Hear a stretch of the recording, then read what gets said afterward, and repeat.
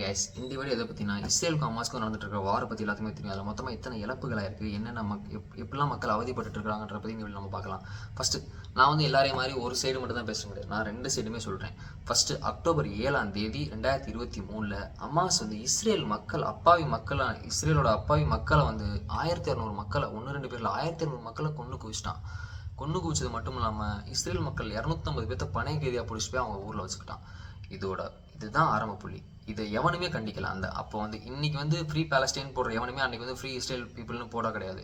இன்னைக்கு வந்து ஆல் ஐசன் காசா ஆல் ஐசன் ரஃபான் போடுற எவனுமே அன்னைக்கு வந்து இஸ்ரேல் மக்கள் இறந்தப்போ எவனுமே வருத்தப்பட கிடையாது. சரி, ஓகே, நம்ம வந்து வீடியோக்குள்ள போகலாம். ஓகேவா? அவன் 1600 மக்களை கொன்னதோட விளைவு தான் இன்னைக்கு 53,600 பாலஸ்தீன் மக்கள் வந்து இறந்துருக்கிறாங்க. எஸ், இன்க்ளூடிங் பெரிய பெரிய ஹமாஸ் லீடர்ஸ் சேர்த்து 53,000 மக்கள் இறந்துருக்குறாங்க. கிட்டத்தட்ட 2 லட்சம் மக்கள் வந்து இந்த ஊர் வேணான்னு சொல்லி அகதிகளாக குடிபெயர ஆரம்பிச்சிட்டாங்க. அதாவது பக்கத்து ஸ்டேட் பக்கத்து ப்ரொவின்ஸ்லேயே மாற ஆரம்பிச்சிட்டாங்க.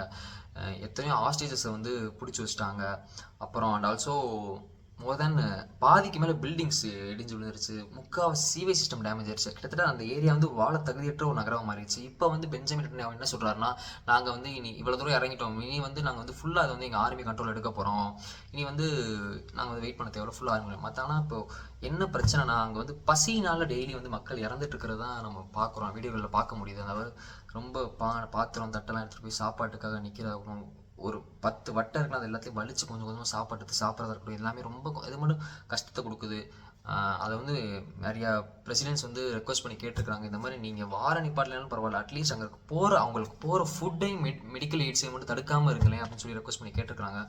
ஸோ இதை பற்றி நான் ஒரு full entire video starting from 30 வருஷத்தில் என்ன பிரச்சனை இது ஆரம்பிச்சது, இப்போ எப்படி வந்து நிற்கின்ற முறைக்கும் எல்லா வீடியோவும் எல்லாத்தையுமே நான் ஒரு வீடியோவை போஸ்ட் பண்ணியிருக்கேன். ஸோ கீழே லிங்கை கிளிக் பண்ணி பாருங்கள். ஸோ இந்த மாதிரி மோர் இன்ஃபர்மேட்டிவ் கண்டென்ட்ஸ்க்கு டூ சப்ஸ்கிரைப் அண்ட் ஃபாலோ.